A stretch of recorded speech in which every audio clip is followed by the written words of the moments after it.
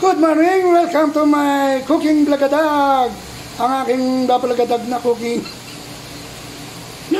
ay ayun oh. Wala lang.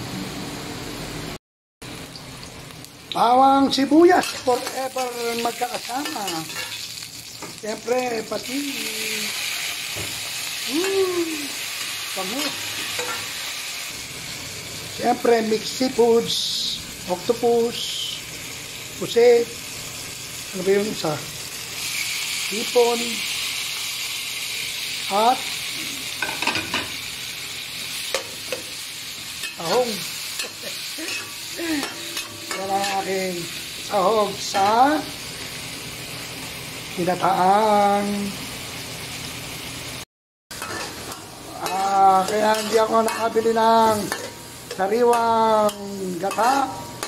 Ito muna ang ilagay natin. Alam niyo niya kung ano yan.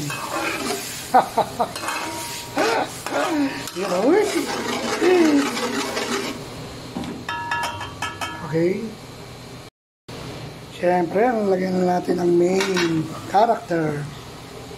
Talsika.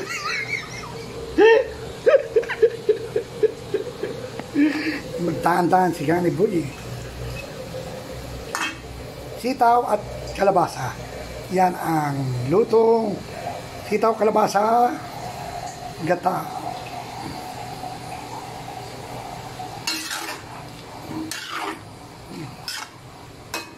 Yummy.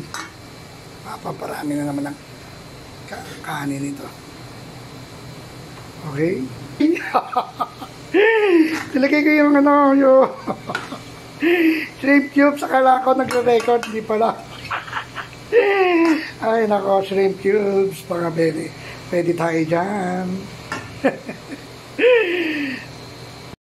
Dahil maalat na ang gata sa sachet at maalat na rin ang shrimp cubes, kaya konti na lang aking lalagay na asin para hindi masyado umalat.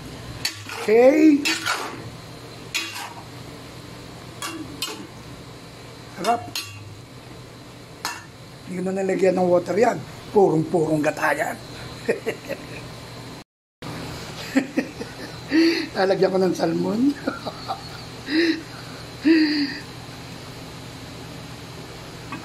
Para may iba naman, ano? Tawag dyan sitaw, kalabasa with salmon seafoods mix.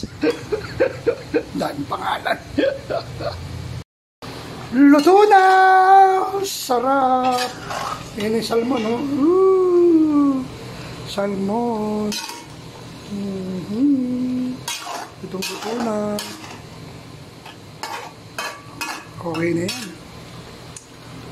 Tapos na naman yung mga yan, mga sahog na pusit, tahong yun, tahong. Wala yung ipot, yung makita. Pero masarap yung may salmon, tambuo. Sana hindi magalit siyan. Pahala na. Thank you for watching. I love you all. Bye-bye. Ausok.